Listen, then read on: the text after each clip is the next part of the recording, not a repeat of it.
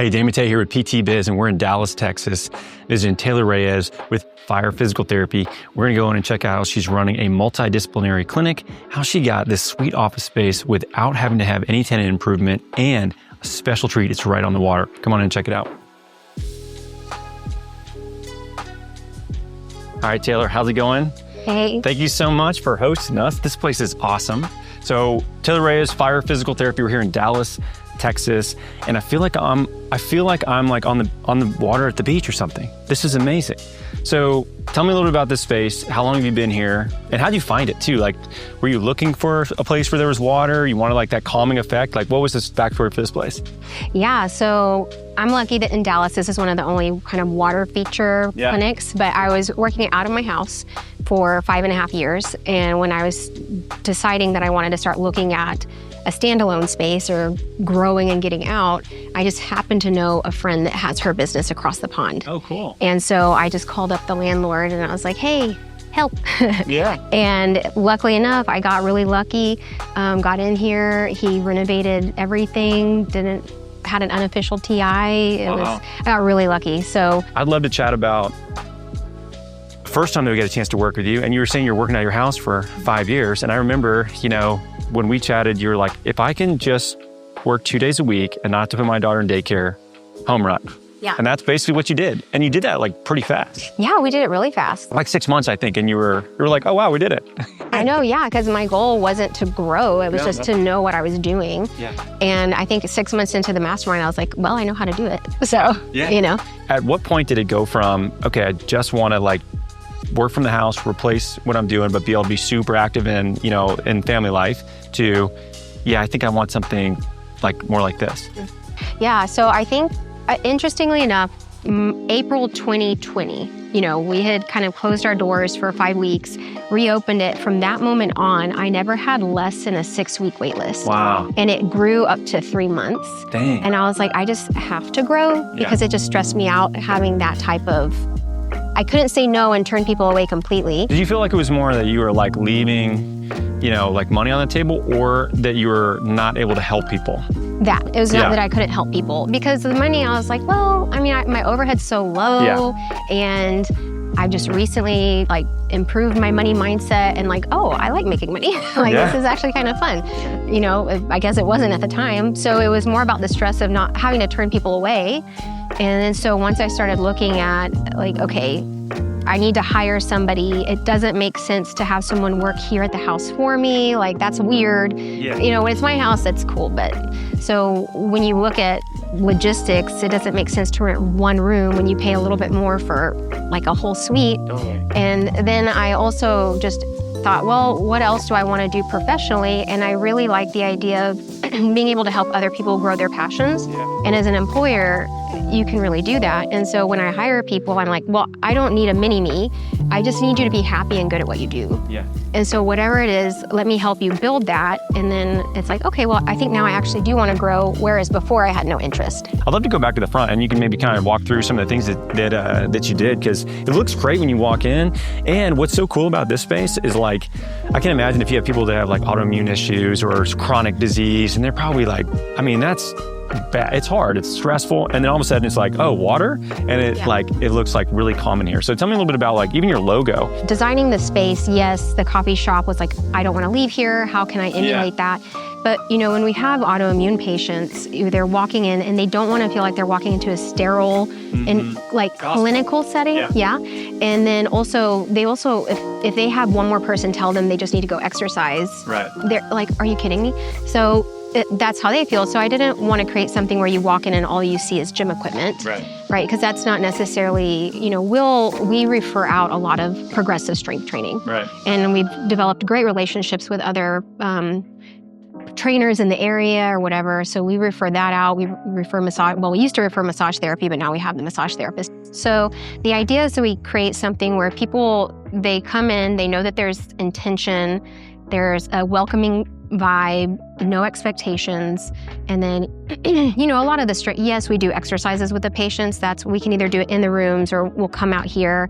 But, if people are needing to really get under a bar and throw on some barbells. That's where we kind of like, okay, how do we do this at home? Because you need to do it forever anyway. Right. So when they're ready to start progressing to that, that's when we start making the connections. Show me your office, because this office is awesome. Like, this looks like a place that, it just makes me feel less stressed out walking in here. I think it's great. I normally don't turn the light on because, it's normally just enough natural light, but people can just sit here and watch the water. And are there turtles out there? There's so many turtles, and there's fish. When it's not hot, there's geese and duck, and there's actually a goldfish that's about this big in the pond. I've seen it breach twice. So the first couple of months, I had to find a place on the wall to watch because I'd get so distracted watching the water. Oh, I have such bad ADHD. I'd be like, someone would be talking to me and I'm looking for a goldfish. It wouldn't work very well. Yeah, exactly. No, it's pretty cool. And but then I was like, you know what? I'm not going to go to a office with a drop down ceiling and bad view when I could, be in my own home. And But how much time are you spending doing manual work? How much time are you spending talking to people, engaging with them? How much time are you spending doing movement-based stuff? So every visit's an hour, and we'll do, we typically do a 10-minute catch-up, see what's going on. It obviously depends on the patient, depending on how much pain they're in. We might be doing 60, 70% manual, but when we're doing our manual, it's not passive, right? We're doing mechanical, neuromuscular, motor control, making sure their home program is solid. Hey, let's review this. And also when we're doing our manual, we're doing it in supine, sitting, standing, for example, with the balloon therapy we're doing, we use it with a lot of the fighters, and we're doing it.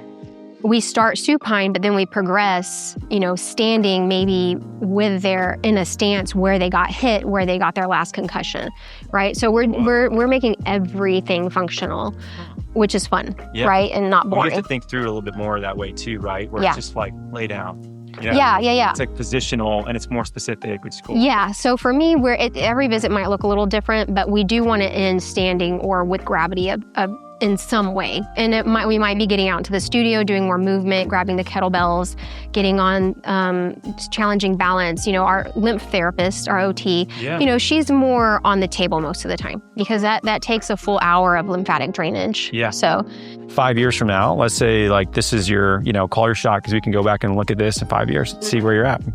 If it's similar, or maybe it changes, but it's gonna be cool, a little time capsule to see where you're at. What would be an absolute home run for you 5 years from now? What does that look like? Just quick off the cuff answer is I want this to be fully functional, have at least 2 to 3 other full-time therapists, have an area built out that has more performance and collaboration. But I really want a satellite clinic in Austin. Why is that? Austin is such a hub for biohacking and wellness. And I think there's a lot of people who are specifically looking for what we do. Yeah. And so I think it's a very easy market, and I really like Austin. Yeah. So as far as you and your schedule goes, you're a clinician first. I feel like you take your profession very seriously. You're constantly learning. But do you feel like you're going to be able to treat patients and, kind of work towards your vision, 5 years from now? Or do you find yourself more running the business? I would like to be 25% patient care, 75% business. Yeah. Because I have a passion, and I think I think we all have the talent for it. Sure. But I do believe I really love healing people and making those connections. So I don't want to lose that completely. But I also know that to be realistic, it takes a lot of behind the scenes work. Even if I wasn't growing, I was wanting to reduce my client load because the more complex patients you get, the more chronic illness. It's just to give you 100%, it takes a lot, right? You carry that. So that's also something I'm working on, is emotional hygiene as well, and not just not being a jerk, but just. No, but you have to have it's you have to be actively able to listen to somebody, but not take on the challenges, the feelings that they have.